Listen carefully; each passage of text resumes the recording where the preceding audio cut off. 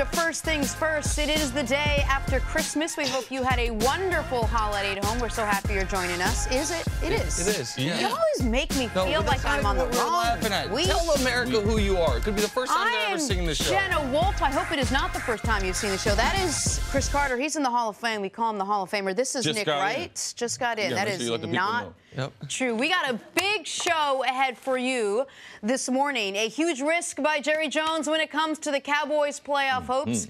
Kyrie Irving delivered some Christmas cheer to Celtics fans. But we're going to start the show with the Lakers' big win and potential big loss all in one night. Let us show you what we're talking about. LeBron James and the Lakers in Golden State to face the Warriors. Third quarter now, Lakers up 14. LeBron slips, hurts his groin, usually shrugs off these types of injuries, but this one a little more serious. Overheard telling a trainer he felt a pop. He would head into the locker room. He would not return. He's scheduled to have an MRI later today. Finished with 17 points, 13 boards, and 5 assists. Again, did not return to the game. Warriors started to go on a run. Andre Iguodala finds KD for the dunk, which cuts the lead to 3. Lakers could have crumbled at that point, but they did not. Lance Stevenson at the buzzer, the shot, nails it. And it wouldn't be Lance without a little dance. Play that guitar. And there it is. Fourth quarter now, Rondo to Ivica Zubac with the dunk, putting the Lakers up 18. Warriors clearly not happy with their night. Lakers win 127-101. That is a big win for them. As for LeBron, here's what he had to say after the game about the injury. For me with injuries, I'm never too concerned about them. You know, I was able to walk off on my own power. You know, I felt the pop and, you know, see if I could stretch it a few times to see if it'll relieve, but it didn't. That's pretty rare for me to have an injury, period. I don't know, you know, just it happens, and, you know, we got a great medical staff here. I got a great trainer, and we get to it. All right, CC, let's start with you. Despite the injury to LeBron, how impressive was this win? A lot of people thought after he left they would never hold it together, but they did. How big of a win is this for the Lakers? No, there was no one that thought they could have kept that, the tempo for what they were playing at, the type of defense that they were playing, and when it was known that he wasn't going to come back, that was a tremendous challenge. But you could see that the younger players, with Rondo being a part of it, like they responded. They kept an aggressive style. They kept up-paced style. They kept, man, that helped defense in trapping KD and trapping Steph, taking the ball out of their hands, and they were basically playing 5 defensive players on 3. Because what they were doing, I mean, as far as to Draymond Green and everything, I thought it was brilliant. Laying off of him when LeBron was guarding him for the first 2.5 quarters, and then later when Rondo or others were guarding him, laying off of him, daring him to shoot. You could see it affect the Draymond psyche. But these young players being able to capitalize on that great first half of basketball and another 6 minutes, like, because I thought the Warriors would track them down before the end of the quarter, and they got it down to 2. But the Lakers responded back where they were not running a normal half-court offense. They were being very aggressive. They were taking them off the bounce. They had a lot of confidence that the Warriors defensively weren't going to stop them. So I thought this was the most impressive, even with LeBron being injured. This was the most impressive victory by the Lakers this season. Especially when you consider for Brandon Ingram, for Lonzo Ball, for Josh Hart, and for a few other Zubats for sure, this was the biggest game of their NBA careers. Think about it. Like, they're on Christmas against the defending you're not over-exaggerating. No, because they've never played in a playoff game. They've never played in a game where it's like, oh, it's a playoff push. They've never been on a good team. So this was the closest these young guys will get to a playoff environment until we are into the final weeks of the season when you're fighting for seeding.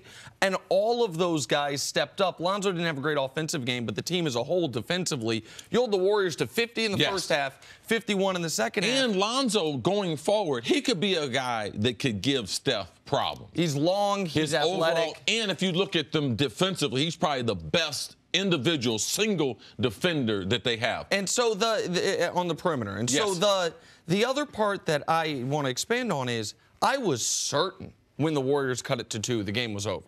that it was okay, because LeBron wasn't even back on the bench. So it looked like LeBron's not coming back in this game. They announced it at the beginning of the fourth quarter officially. When they cut it to 2, I was like, this is what the Warriors do. The Warriors try for like 5 or 6 minutes, usually in a third quarter. They might try early, but if the shots aren't falling, they'll wait. And Steph hit back-to-back threes, got a fortunate call on a foul on another 3. They cut it to 2, and I'm really glad we included in that highlight that Lance 3. I thought the end of the third quarter, when the Warriors had it down to 4, then the Warriors miss, the Lakers get a basket, the Warriors miss again, Lance gets that 3. All of a sudden, it's 9. You have some breathing room, and the Warriors had been playing their stars the entirety of that quarter. And so you knew they were going to rest at the beginning of the fourth. And Rondo and Zubac had a great fourth quarter to get things going. And so that is a great win for the Lakers, a great win because of what it means for these young players going up against the Warriors. But also a great win because it showed these young players that they can do it by themselves. They don't have to because LeBron is rarely hurt. But when he's not there physically and basically emotionally, because he wasn't back out there, they were able to come out, put together a game plan with just, with the 2 points separating them and the Warriors at the time, and they were able to hold on. Oh, no, that's got to build a lot of confidence. When you haven't had success, the Warriors have dominated everyone, including LeBron James. All right, so their game plan was a great game plan of how they're going to go forward against the Warriors. Now, I've watched the Lakers, watch them play. They didn't have this type of game plan in other games. They had put a huge emphasis in this game on who they were going to allow to shoot, who they were going to allow to beat them. And to me, typically the NBA, they say it starts on Christmas Day. And for me, this could be a huge igniter for the Lakers if their NBA season was to start with that huge win with these young guys playing most of the second half without LeBron. It's the first game LeBron's won in that building, and I know he wasn't there for the last part of the second half, since they won the championship. Since Game 7 of the finals. He had not won in that building, because he hadn't won in the playoffs in that building or in the regular season, had not won in that building since Game 7 of the 2016 finals. All right, so let's talk about LeBron James. How concerned are you with him and with his injury now? All right, so I to full disclosure, C called me during the commercial break. And he's like, man, you saw LeBron? I said, yeah, I thought he just got kneed in the groin. I thought it was an injury. Kevin Durant suffered one of these earlier. Get kneed in a sensitive area, be fine. And C was like, man, he's like, I thought it was his groin, like the muscle. You're so good at diagnosing injuries. And I had not even considered the idea that LeBron could be hurt because LeBron doesn't get hurt. But then you hear the broadcasters say it, you see the replays. And when I was concerned for the first time was when, right there, you saw LeBron mouth, I felt something pop. I think people can be much less concerned now that they saw LeBron's tweets after the game, LeBron's comments to reporters after the game, LeBron's quote, with me, with injuries, I'm never too concerned, end quote. He doesn't seem to think this is anything significant. Now, he might miss a game or two, maybe miss a week, but I don't think it's anything significant, which, if it were, that would be a bigger story than the game because he's never had a significant injury. That part right there, I'm going to concentrate on because now, let's just say this new part of LeBron's career. No, he hadn't missed. Last year he played all 82 games. If LeBron could, he would probably play somewhere between 76 to 80 games this year because he likes to play basketball. He believes that his body feels just as good or better playing than it would resting. But we need to monitor.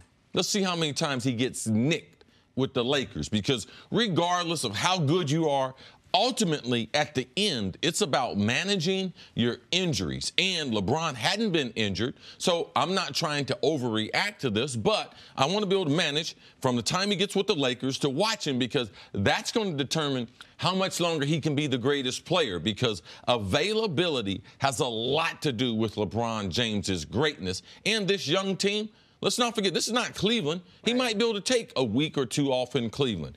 In the Wild, Wild West, as he likes to call it, they need him. And just for overall continuity with this young team, they need him. And in Cleveland, his 4 years there, they were, I believe, it's 4-27 in games he didn't play in. But to C's point, seeding didn't matter in the East. Like, they couldn't win without him, but it didn't matter. Like, they're not going to fall off. Right. In the West, it matters dramatically. LeBron believes, and he has said this publicly multiple times, that maybe the single most impressive thing on his resume is the availability, is the never being injured. It's why year-round he trains. It's why he comes into the season every year in as good a shape as any player in the league. So this is, listen, guys get groin strains, but LeBron hasn't. Like, so if they play on Thursday at Sacramento, maybe he misses that game, but they seem to believe he could play in that game. If he misses more than a week, then this is significant. It'll be the first time due to injury he misses time since he took some time off to deal with his back his first year in Cleveland, which was really time off to deal with the decision he had made and whether or not it was the right decision. And there's always, no matter how durable you are at this age, there's always the fear that an injury begets another injury, begets another injury, and little things can turn into big things, so we will definitely watch that. We got to take a break. Coming up, can the Pittsburgh Steelers salvage a disappointing season? That's next. Talk some football and first things first. Check out UFC 232 prelims Saturday at 6:30 Eastern on FS1 and the Fox Sports app. All right, guys, we're going to get to Steelers in just a second. But first here on First Things First, Blazers and Jazz. Donovan Mitchell soars. Spectacular alley-oop slam. Catches with one hand, dunks with both. That's really nice by Donovan.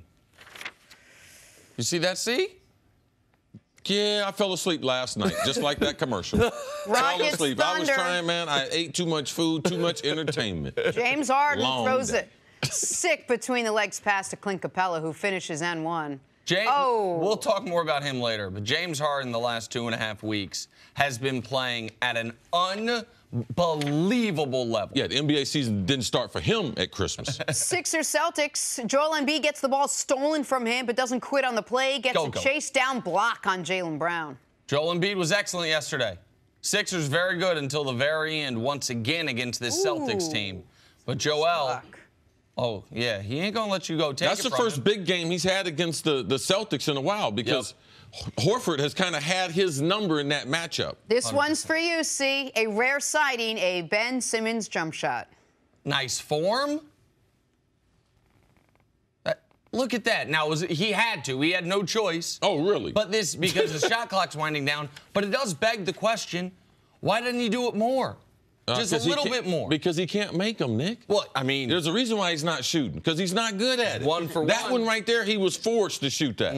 I'd like to see him try it a little bit more often. Moving on to the Pittsburgh Steelers. The Steelers. Typically, when you shoot in practice and it don't go in, you try not to shoot during the game. The Steelers face a must-win game against the Bengals this weekend. Let me explain how that works. They must win if they want to keep their playoff hopes alive, that is. In addition to the win, they would also need some help, needing the Browns to upset the very hot Baltimore Ravens.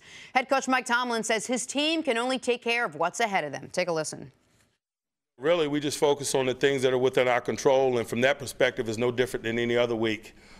We better handle business in our stadium. There are things going on in other stadiums that could affect us, but there are things going on in other stadiums every weekend that could affect our positioning. We better focus on the task at hand, the things that are within our control, and that's our preparation and play as we push into Heinz Field on Sunday. That will be the message. All right, CeCe, if you look back over this Steelers season, is there one thing you can point to? And what's the one thing that has maybe led to where they are right now, which has become somewhat of a disappointing season for Steelers? Well, I think from a philosophy standpoint, I think the Pittsburgh Steelers have kind of gone off the path that has really made them successful. And it's really hard not to do, especially in the season for which I think that they took Le'Veon Bell for granted. Like, they didn't expect him to miss the whole season, but they just took his overall talent and what he's able to bring to the game. Because you look at all the games that they lost, how much of a factor he would have been. Now, James Conner had a spectacular season for himself, but he's a good player right now. He's not an elite player like L. Bell is. So which in turn, when you take him for granted and you franchise him and then you can't come to some type of terms, it sends a negative message to the locker room. Look how it had that locker room fracture. You got offensive linemen doing interviews, shout-outs about the running back who doesn't care about them. That's unheard of in the NFL. So for me, when they did that, then it also led to they're going to be an offense led by Ben Roethlisberger. So which in turn, they're going to throw the football. And if you look at the numbers Big Ben has, they are astounding as far as the number of times he's thrown the ball. Over the last 6 years, we've had a number. He's the 5th quarterback to throw over 600 passes. But then you see that guys are throwing. It's a trend. They're throwing the ball more, but look at the records. Look at the number of wins that these other quarterbacks have with Big Ben. Drew Brees, 7 wins. Flacco, 8.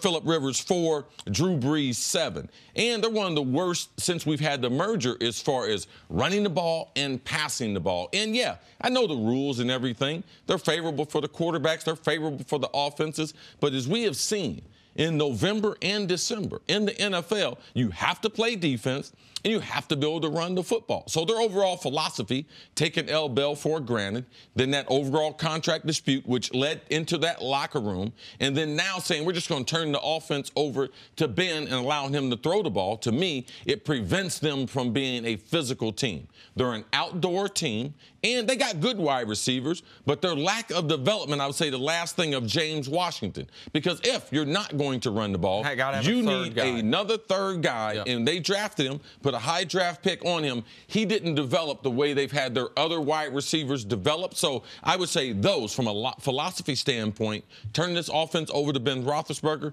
following the trend that the NFL has done. If you throw it 600 times, you're not going to win more than half of your games. The Pittsburgh Steelers are just like those other teams that decided to do that, and these are the results that all of them have gotten. To me, it all starts with Le'Veon Bell. Le'Veon Bell, and if Le'Veon Bell was there, would they have blown a 16-point lead at home against the Chargers? No. Almost impossible. Because they'd have been running the football. If Le'Veon Bell was there, would Big Ben lead the NFL in red zone interceptions? No, because they'd be running it more at the goal line. If Le'Veon Bell was there, would they have had such a shattered locker room to start the season to where they tie the Browns, a Browns team that was very different beginning of the year than now? They had a different coach, different coordinator, and game one, a different quarterback. They had Tyrod Taylor still playing for him. Yes, this is a very disappointing year for Pittsburgh. But if they had won one more game, they would be in the first in their division, controlling their own fate to make the playoffs. If they had won 2 more games, they would be controlling their own fate for a bye. So the margins are very thin. 8-6-1, very disappointing. 10-4-1, saying if we win the final game of the year against Jeff Driscoll in Cincinnati, we get the 2 seed. And Nick, how close were some of those games in December where they could have used a running back like Le'Veon Bell, decided by 3 points or less? Right. You blow the game to the Raiders. You blow in my mind, blow the game to the Saints. I didn't even mention that one earlier. Right. You lose the lead against the Chargers. Yes. You lose the game against Denver. I've heard a lot of announcers this year during the games say it's been a bad year for pending free agent running backs because we're seeing guys that are no-name guys come out of the woodwork and play really well. I feel totally differently.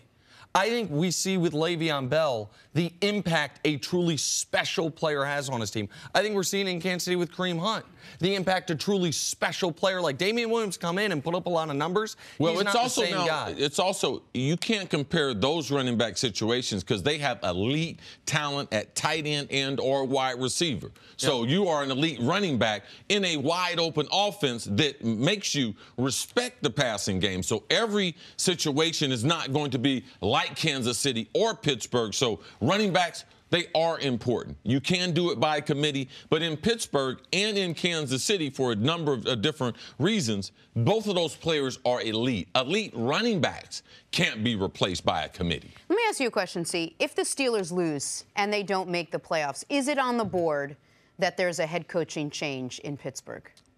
Every NFL team except the Pittsburgh Steelers, yes. The Pittsburgh Steelers, that's not how they've done business. They're not having a losing season. It's not Mike Tomlin's fault. Mike Tomlin didn't decide to not give L. Bell a contract. He's dealing with what he's got to be able to deal with. He didn't expect L. Bell and his agent to decide to take the stance for which they were going to take. No. So some of this is Mike Tomlin's fault because he's the head guy. But based on the way the ownership, the way they've treated their coach, no. Mike Tomlin is one of the best in the league. When you start getting down to a situation like this, look at how many players on Pittsburgh are having a subpar season. All right, I'm talking about their elite players. They're having a subpar season. How much of a role do they play in this? It's easy to look at the coach, but Mike Tomlin is one of the best in the business. Now, what I don't like is I don't like that they're not good on defense and haven't been good the last year and a half or so. I don't like that fact of him being a defensive coach and the personnel that they have. They should be better. But Mike Tomlin deserves the right to be the coach of the Pittsburgh Steelers because he's one of the best in the business. And this is what I can guarantee you. If you fire Mike Tomlin, you know what you're going to make? You make 3 people really happy. Baltimore, Cleveland, and Cincinnati. And I'll add more to that list. Any team with a head coaching opening that's like, oh, wait, maybe we can get Mike Tomlin as our head coach. They get happy as well. Like, a down year for the Steelers and Tomlin is going to end up being 9-6-1 and likely a half game out of the playoffs. Now, Baker and the Browns might upset the Ravens, and the Steelers find their way in there. But even if they do that, it's still a disappointing down year. But we've talked about this before. It's not only that I think Mike Tomlin's one of the 5 best coaches in football. It's that the Steelers have had 3 coaches since Lyndon B. Johnson was president. Like, they do not make rash decisions. If they were 3-13, I think he could survive 1 year at that. He definitely can survive in 8 or 9 But the season. star players in Pittsburgh now, they are underachieving as a group. All right? You can say how good they are, how elite they are. Antonio, yes, has not gotten the type of results. Ben has not gotten the type of results in the last 5 years. They should have been more a part of Super Bowl conversations compared to Mike Tomlin, is he going to lose his job conversations. Lev Bell got great results on that jet ski, so don't count him out. Coming up, can Kyrie's performance turn around the Celtics season? Back to basketball next. First things first. When I was 10 years old and I didn't get anything for Christmas, and my mom sitting the family down and explaining what great things were going to come from our lives and everything, that was a Christmas that stood out in my mind. Just being thankful for what we did have. I am grateful for 2 things. The girls that I have at home and the boys that I have at work. That no matter what background you come from, you have commonalities with your neighbor. That's what makes our show work. That's what makes all of us work. Oh, I think that deserves a hug. Oh, there you go. Aw, so much love, so much truth, so much good spirits. I hope everyone had a really you. wonderful Of course. Christmas. We love that you're joining us today. Do you have a Absolutely. nice Christmas? Amazing. Good. You went to a basketball game, right? Did you make it? And That's what I thought. Santa Claus made it, though, this time, Oh, okay. based on my other story. Good. Good to know. Hey, time for some stories to start your morning, brought to you by the unexpected energy of ExxonMobil. LeBron James left the game in the 3rd quarter with a strained groin in the Lakers-Warriors game. He is scheduled to have an MRI later today. It is believed the injury is not serious. Nick, how big of a deal is this? As they're fighting for seeding in the West, any missed game by LeBron's a big deal. But given his mood after the game and his tweets after the game, he doesn't seem to believe he just suffered what would be the first significant injury of his entire NBA career. Yeah, year number 16. We should monitor every injury LeBron has because we haven't seen an athlete be at this stage in the NBA playing like this. So every injury, though, if when LeBron finally starts to tail off, it's going to be based on injury. It's not going to be based on skill. So I'm concerned until after I get the MRI results. After that, then I'll reevaluate it. All right, sticking with this Dr. game, Carter. Steph Curry didn't have his best showing last night. He had 15 points on 17 shots in the Warriors' blowout loss. Nick, you surprised Steph didn't show up last night? Not really, only because for some reason Christmas Day is not kind to Steph Curry. In his career, he's now played 7 Christmas Day games, averages 12 points a game, 20% on threes on these Christmas Day games. He's never even had a single 20-point Christmas Day game. I don't know what it is about the holiday, but he's not very good on it. Yeah, the Lakers did a great job defending him. When they switched out to him, they made sure they got a body on him beyond the three-point line. Lonzo Ball, with his overall length, too, he could be a problem for a guy like Steph throughout his career. But I thought that the Lakers did a great job of noticing Steph getting the ball out of his hand and KD's hand. So they did a good job defensively. Steph's shot was just off, too. All right, moving on to the Bucks taking on the Knicks. Milwaukee won 109-95. Giannis had 30 points, 14 rebounds. See, we mentioned it. You were at this game. What stood out to you watching Giannis out there? You could see his game growing. I'm a guy that I was watching a doc on Michael Jordan, Bobby Knight, Olympic coach. Like, Michael Jordan can't shoot. Oh, okay, he challenged him. That's when Michael Jordan really started working on his jump shot. Giannis, how he practices before the game, shooting the shots that he wants to be able to shoot during the game, his overall calmness for which he plays the game at, and defensively and his rebounding, like, it's going to be a crime if he's not the best player in the world, or we're going to be blessed by somebody playing at a late level that he can't get there. But Giannis, it's on the book in the next 5 years. He'll be the best player in the world. It's on the book in the next 1 year that he's the best player in the world, I believe. I believe a year from now he could take that crown from LeBron. I'm so excited to see Giannis with real elite-level NBA coaching. What Bud has unlocked with him and what they've unlocked with the Bucks as a whole has been great. He's your league MVP as of today. On Christmas Day, as we sit here, Giannis is league MVP. All right, finally, that guy, Pete Carroll, will be sticking around Seattle for a while. He signed a contract extension to stay with the team through 2021. CeCe, what has made Pete Carroll so successful in his second stint as an NFL coach? His style has gone through different periods where he got fired by the Patriots. And he decides at that point, based on his personality, a guy with a lot of energy, still young, he decides to go back to college football, dominated at college football. But his ability to be able to relate to the current players. It's one thing that I see in this day and age. We don't give Bill Belichick enough credit, that he's been the transition from the 80s, 90s, 2000. And if you think the game has not changed, the personalities and the characters that play the game as far as the athletes have definitely changed drastically. But Pete's message has been good. It's been about competition. It's about the athlete and his overall ability and developing that talent. It's important, and putting them in an environment where you can cultivate that talent. He's one of those guys that had music playing, blaring, that practices long before other guys. He was a guy that embraced the hawk tackling and put out the series of tackling on how they were going to change tackling, to take the head out of tackling, a lot like Australian rules football. So he's one of the great motivators. And he's a guy that, if he makes a decision, and I believe that the Flynn decision in free agency will be one of the hallmarks of his career, they paid him a bunch of money. And then they went out and found Russell Wilson in the third round. They got the training camp.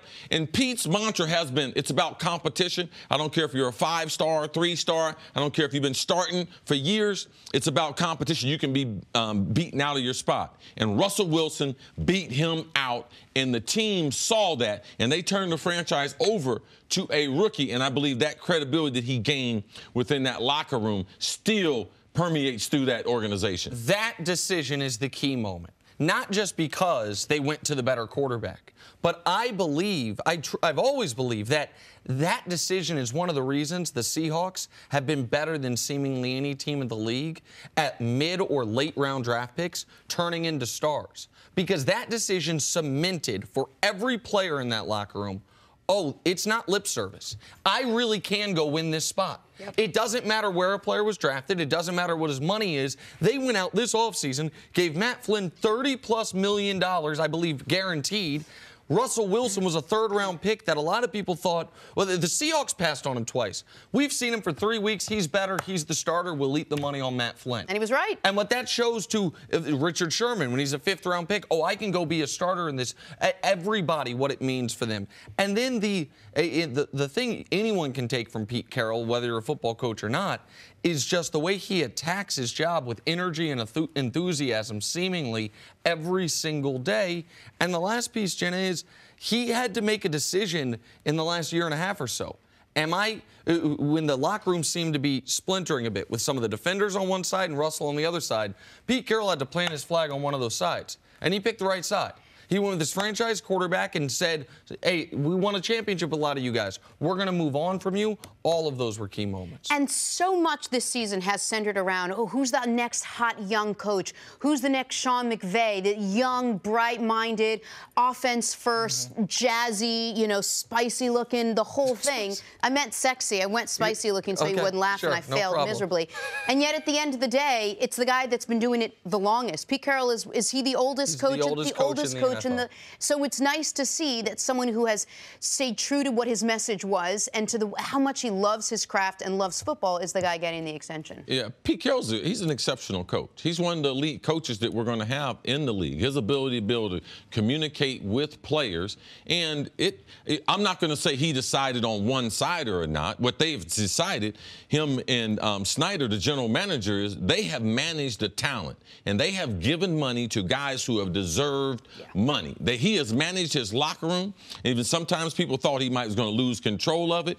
Pete has stayed firm in his commitment, but being innovative and changing some of the things, that's led to his success. You cannot coach 1980s, 1990s with these millennials playing in the NFL. It's not going to work. That's why I don't believe if Jacksonville, if they decide to go back to Tom Coughlin, I don't believe it's going to be right, because Tom Coughlin is a guy that was regimented and did not change. Bill Belichick, he has changed through the years, and that's how you're able to adapt to the young type of talent. That's how you're able to be the oldest coach in what this is a young man's game. And it's the knock on John Gruden right now, too. All right, let's take a break and get right back into NBA. Did I call him spicy or sexy? Spicy looking. Spicy. Hey, now. The other big game in the NBA yesterday. Go Celtics to the bar tonight now. Hey, Sixers. spicy looking. The guy's Maybe be the like, game of the season. Fourth quarter, Boston down 1. That was Kyrie to give the Celtics the lead. 20 seconds to go, down 2. Kyrie again. This bouncing around to tie it. Philly would have a shot to win in regulation, but Gordon Hayward all over J.J. Redick. Can't get it to go. We are going to overtime, where Kyrie hit 2 big three-pointers. One here to give the Celtics the lead, and then that one to ice it. Celtics go on to beat the 76ers 121-114. Nick, I will start with you. How impressive was Kyrie Irving last night? Man, he was awesome early. He was even better late, and he's the reason they won that basketball game. I mean, Kyrie Irving he had 16 in the first. He had 14 in the fourth in overtime. That's 30 points in 2+ quarters. And what he did at the end of regulation and then in the tail end of overtime, we showed it. But, I mean, Jimmy Butler is playing perfect defense on this possession.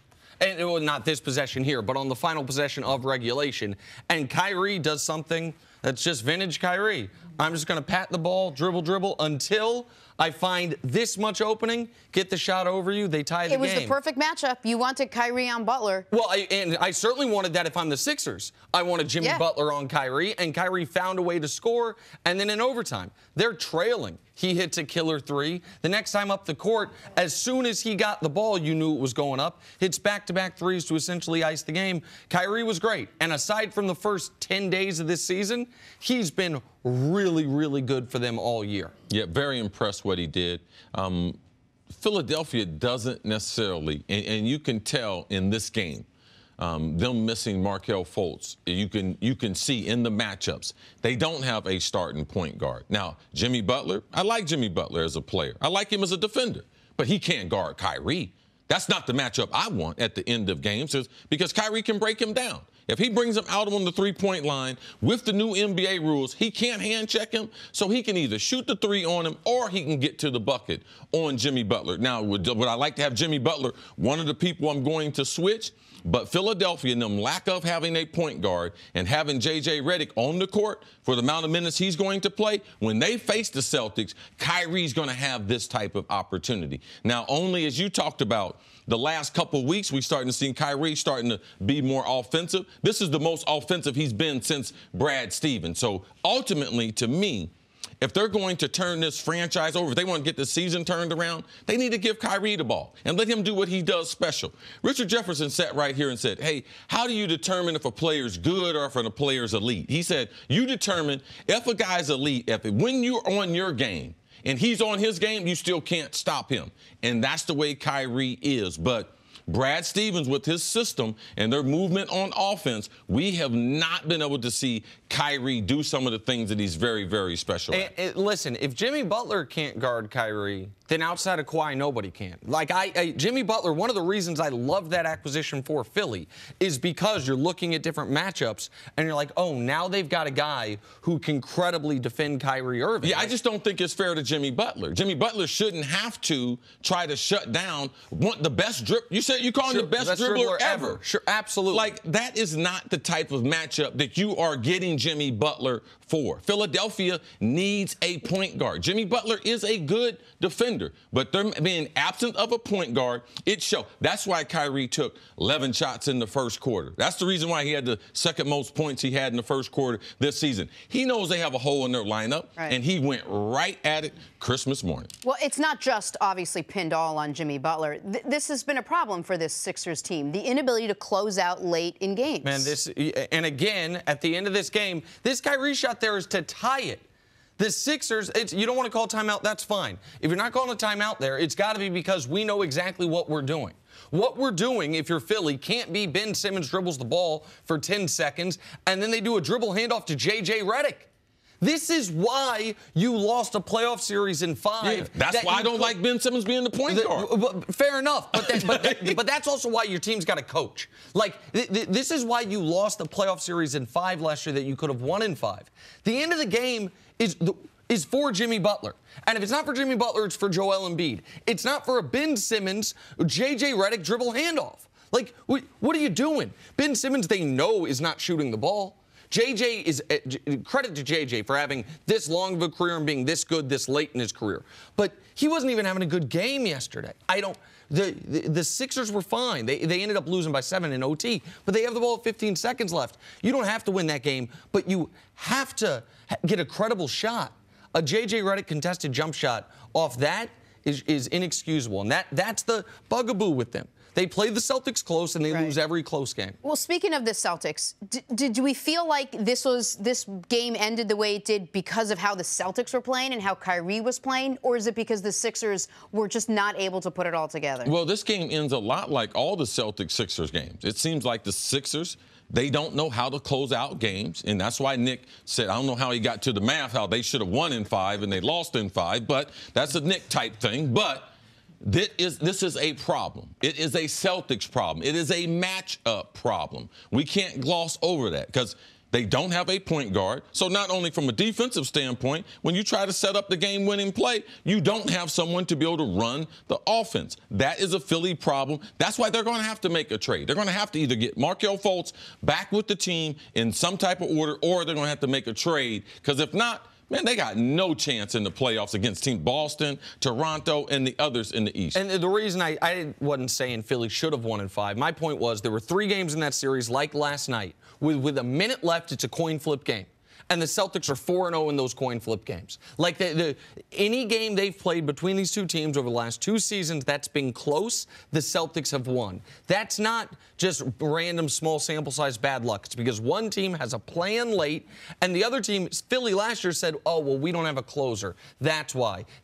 Well, this year you do. Right. His name's Jimmy Butler. He can't be on the weak side of the floor watching a Ben Simmons, J.J. Redick dribble handoff to end regulation. And then real quick, we talked all week about how Brad Stevens has to find a way to get these guys to play. Are you a little bit happier with the way the Celtics are all getting along and playing on the court? I mean, they won. I think it's important that they won. It would have been bad if they lost, and Marcus Morris was great again yesterday. But, like, I'm going to reserve judgment on that. All right. Got to take a break. Coming up, a little Dallas Cowboy talk. Is Jerry Jones costing the Cowboys a chance at a long playoff run? That's next on First Things First. Welcome back to the show. Pro Bowl linebacker Bart Scott joins us. Hey, Bart. Merry Christmas. How was your holiday? It was all good. Yeah? Kids woke me up at 4 o'clock. I told them to take their butt to sleep, but they came back, and I sent them back again. I tell you what, man, I got a call from Zeke, too. He said to quit being so disrespectful. He's the best ball handler ever in the NBA. Oh, that Zeke. Our friend Isaiah Thomas. Yeah, the real Zeke. Oh, okay. It's only one real Isaiah Thomas. Oh, okay. Let's talk some Dallas Cowboys. Speaking of Zeke. Oh, what a tangled season the Dallas Cowboys have played thus far. It was not long ago this team was in disarray, couldn't throw the ball, had nobody to catch the ball, and their coach was all but fired. A few tweaks, and here they sit, tops in the NFC East and a playoff berth locked up. But when asked if the starters would play on Sunday, Jerry Jones said this.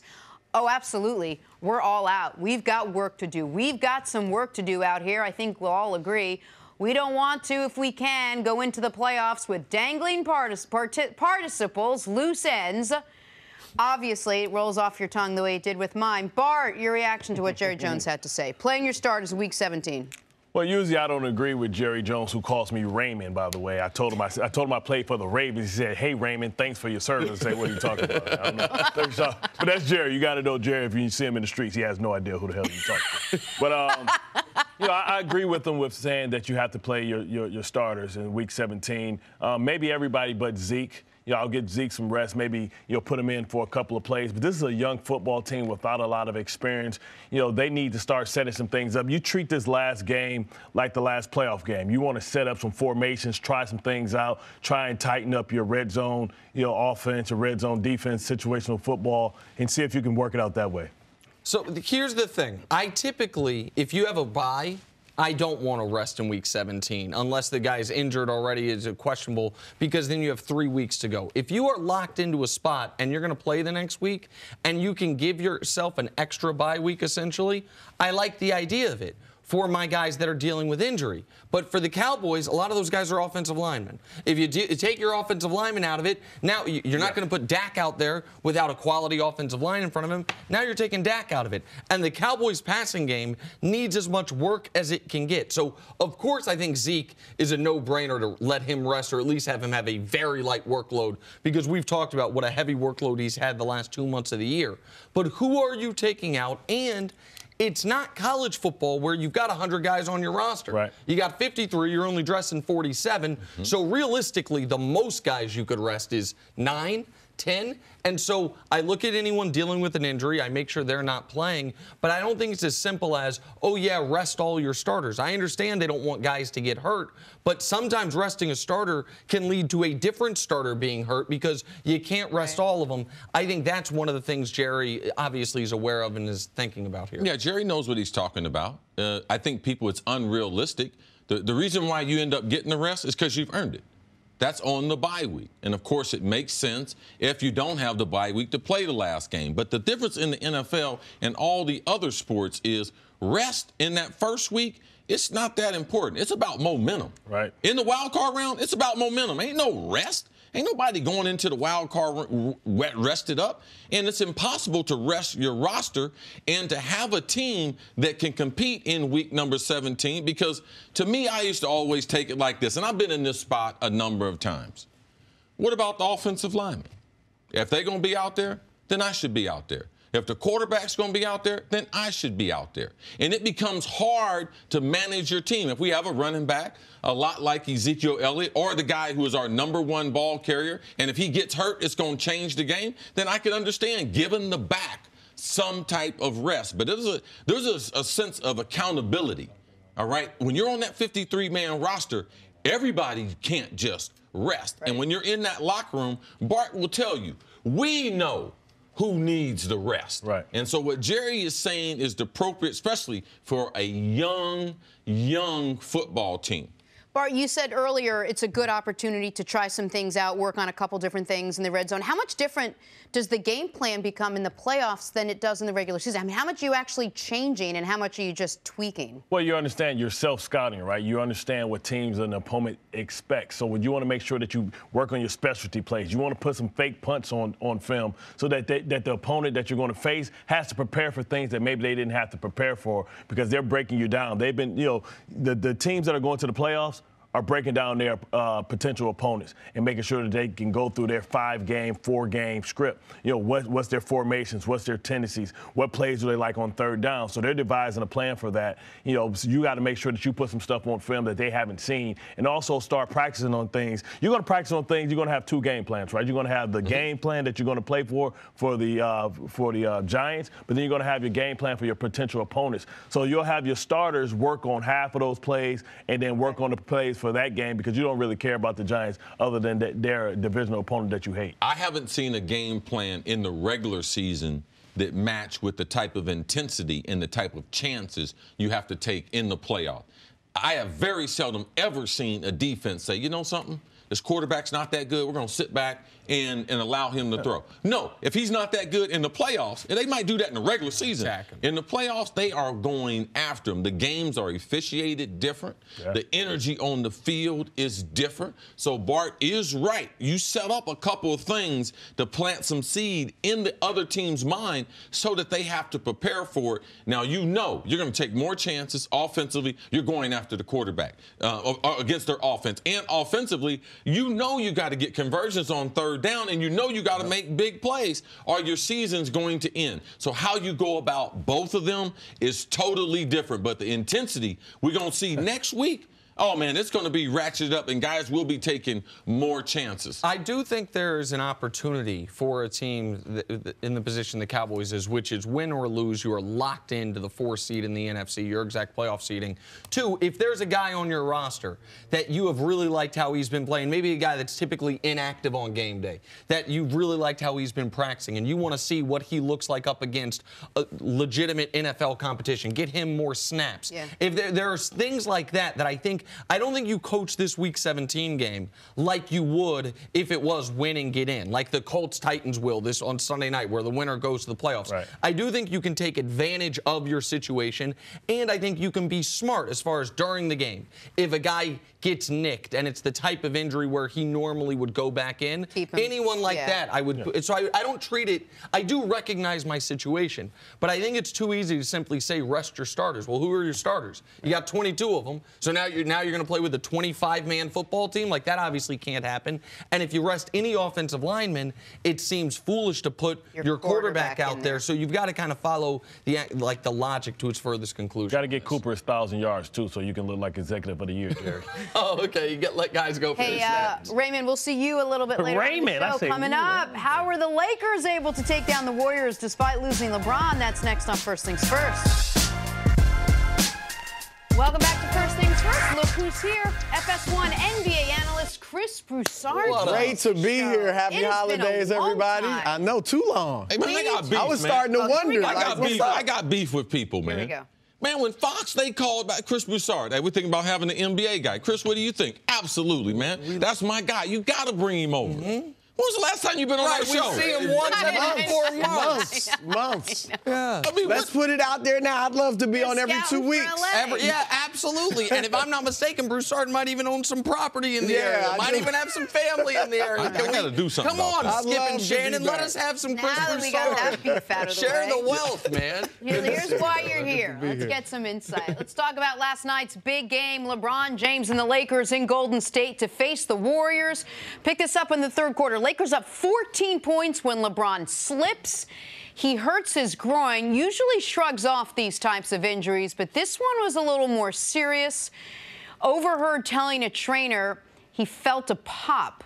He would head into the locker room, and he would not return. He's scheduled to have an MRI later today. He did finish with 17 points, 13 boards, and 5 assists in the time that he was in. Warriors start to go on a run. Andre Iguodala finds KD for the dunk. That cuts the lead to 3. Lakers could have crumbled at that point, but they did not. Lance Stevenson hitting the shot at the buzzer, finishing it off with a little shimmy dance celebration. Fourth quarter now. There it is. Rondo to Ivica Zubac. I'm never going to get it. You got with the dunk, putting the Lakers up 18. Warriors clearly not happy with their effort last night. Lakers go on to win big. 127-101 was your final. As for LeBron James, here's what he had to say about the game and his injury. For me with injuries, I'm never too concerned about them. You know, I was able to walk off on my own power. You know, I felt the pop and, you know, see if I could stretch it a few times to see if it'll relieve, but it didn't. That's pretty rare for me to have an injury, period. I don't know, you know, just it happens, and, you know, we got a great medical staff here. I got a great trainer, and we get to it. All right, Cris Broussard, if you take LeBron's injury out of it, if you can, how impressive was this Lakers win last night? It was wildly impressive. I mean, now, let me say this. In 2016, when the Cavs beat the Warriors in the finals, the Warriors beat them by 34 in the regular season. So you just got David Blatt fired. Right, exactly. Got David Blatt fired the next day. So stuff happens in the regular season. I don't want to make too much out of this, but it was impressive. I think the two most impressive things were, one, the poise that they showed without LeBron. Yeah, when they got it back down to 2. Yes, everybody must have been thinking, okay, Golden State's about to run away with this. But Lakers then answered with a big run. I think it was 22-7 to over the next like 5 minutes. Rondo was the key. And it was playoff Rondo yesterday. And you saw that's why they brought him in. When LeBron and Magic and Pelinka and all these guys put this team together, they thought, let's get some more playmakers. Let's get some toughness. And that's what Rondo brings, and he showed that yesterday. The second thing that really impressed me was Zubac. And it wasn't just yesterday. What, 18 and 3 10? games in a row? Right. They have a problem, which I don't consider it to be a problem. It's a good one. They got to make a decision as far as they big men because he deserves to be on the court some minutes. He's the best offense. At least he's shown that the last 3 games. Yes. He's the best offensive player of the 3. And I think McGee has to play. And Chandler, you want his leadership. You want his rebounding too. Right. Because the Lakers have been terrible this year when they've been out rebounded. And you need Chandler's. Pardon me, you also need Chandler's basically basketball IQ late in games, which is why McGee hadn't been out. And I think you made a great point about Rondo when you start to think about, well, why would they name him? He's limited as an offensive player, but he knows how to run the half court, and he knows how to run a team. He knows the sets of the other teams, let alone your sets. So he knows the best plays, the best spots to be able to get the shooters in. So when you think of Rondo, you're like, wow, so we're going to be better on the offensive end because of his brain. Now, the mental toughness, people think, well, how important is that? When you got the Lakers hard charging you at Oracle with and their big stars have not played well, you know they got 2 runs left in them. So that right there is the mental toughness that they thought they were getting with Lance in the highlight, that big knockdown to end the 3rd quarter. Rondo, those 7 points to start the 4th quarter and running that offense and getting Zubac and others in a good spot to be able to score. That's what Magic and Pelinka and them had in mind seeing that play out with LeBron in the locker room. And you mentioned playoff Rondo. Rondo's one of the few guys on this team that you know can handle a playoff environment. LeBron, obviously. We know Rondo brings his game to another level. Lance, for good or for bad, is always basically the same guy. I don't think he knows, he plays the same speed, the same way, no matter what. But I don't think it's hyperbole to say for Kuzma, Zubac, Ball, Ingram, Josh Hart, yesterday was the biggest game of their NBA career. They've never played anything close to a playoff game. They've never played a meaningful late-season game. National television, Christmas Day, defending champs on the road. And none of them look like the moment was too big for them. Now, that doesn't mean they'll play to that level in the postseason. But that was a nice little preview that these guys can raise their game a level when needed. And a lot of confidence for them, too. They can do it without LeBron James all the time. They don't always have to rely on him. Speaking of which, how concerned are you with what you saw from LeBron yesterday? I'm not concerned. I mean, I guess the only reason somebody might be concerned is you say, wow, it's his 16th season. Do these, these are the types of injuries you start to see with older why players. they getting MRI if they're not concerned? If he's not hurting that much, there's no need. MRIs are expensive. Right. And typically training staffs, the minor injuries and strains, they don't get an MRI on, so they decide to get an MRI. So that right there gives me a little bit of a concern. Gotta look. Yeah, and I don't think it'd be the worst thing if he's out a week or 2 even, because I think that gives these players time to build confidence in themselves. Yesterday was a big confidence boost without LeBron. If they could play well over a week or 2 without LeBron, Kuzma, Josh Hart, even Lonzo, he didn't shoot it well yesterday, but I liked his aggressiveness. Then I think that would not only build their confidence, but it would maybe build LeBron's confidence in them. Yeah. And that could end up working out for them if he's out for a week or 2. The one thing I talked about earlier was that LeBron at this stage, I've been covering sports long enough to realize that in basketball, guys age at different speeds, different rates. Smaller guys, they burn out a lot quicker. Their inability, when they lose their legs, they lose their jump shot, they lose their ability to be able to handle, be able to get past people, and then, of course, they're finished as far as trying to get to the rim, something they were always challenged. Big guys, really, really big guys, where they have weight problems, feet problems, or knee problems, getting up and down the court, their inability to be able to keep their weight at a reasonable, typically that affects them, and or knee problems. Now, guys who are wing players, typically, man, their bodies just fail them. They just run out of gas. Michael Jordan ran out of gas. Kobe Bryant, they just ran out of gas. But LeBron, he's different. So you have to be able to chart, because you could see when Michael went to Washington, he was different. You could see Kobe in those last 4 years, he was different. So what I'm worrying is, since he's gotten to the Lakers, I'm just going to chart how many games he missed, the types of injuries he has, because I know it's going to end at some point. And I just think it's going to be in a Lakers uniform. And I just believe it's the responsible way to go about looking at one of the greatest players, because his longevity, his consistency. I told Nick, you must start the conversation. If you talk about the GOAT, you better start that with LeBron. Because if you were Jordan, they talk about the 6-0, never getting to Game 7. With LeBron, if you're presenting him, you better present his longevity, his consistency as element number one. We were actually literally talking about this last week, that LeBron's durability and availability might be the top thing on his resume line, or at least very near it. So if the news this morning was LeBron James tore his groin last night, then we would be talking about whether we'd be talking about it or not. The reality would be, then last night could have been the last game LeBron ever played as the best player in the world. Like, Kobe is still in the discussion. One of the best players popped his Achilles, never recovered from it. Karl Malone, who had been the most durable player in NBA history until LeBron, got hurt late in his time with the Lakers that last year and just retired. Like, Malone was still a really good player, got hurt once and retired. Like, we will know, like, now maybe LeBron will somehow be able to stave it off forever and just retire when he retires. But that's what Cris called me during the commercial break. I thought LeBron had just taken a knee to the groin, and it was that type of injury where you'd lose your breath for a moment and be okay. Cris said, man, I think he hurt his groin, the muscle.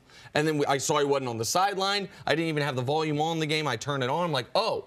And they show the replay, and then you see LeBron mouth, I felt a pop. Right. And for a moment, you're like, oh, this could be an enormous moment.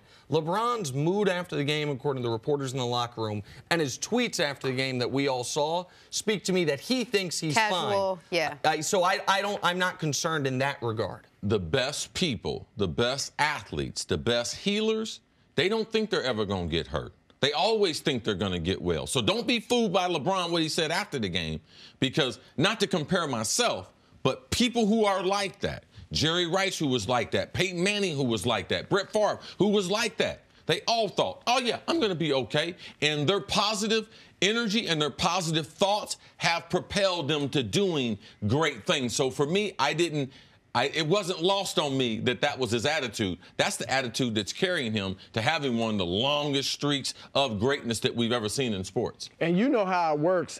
A lot of players at the end of their career, when they retire, it's not that they can't have great games, great weeks, great a month. Like Wade can go out and for a week look like old Dwayne Wade. The whole season. You just can't do it consistently. I don't think this is the beginning of that for LeBron, but 2 years ago with this this injury. Well, David Griffin told me a great story from LeBron's first year with the Lakers in the series against Chicago, where they're down 2-1 in the series. It's the game LeBron ends up hitting the shot in the corner to win the game. That LeBron turns his ankle to where the ankle hits the ground. He saw it, he heard it. And they goes to the locker room, LeBron goes to the locker room, David Griffin, the GM of the Cavs, goes and asks the trainer, is he okay? And the trainer said, does he have any choice?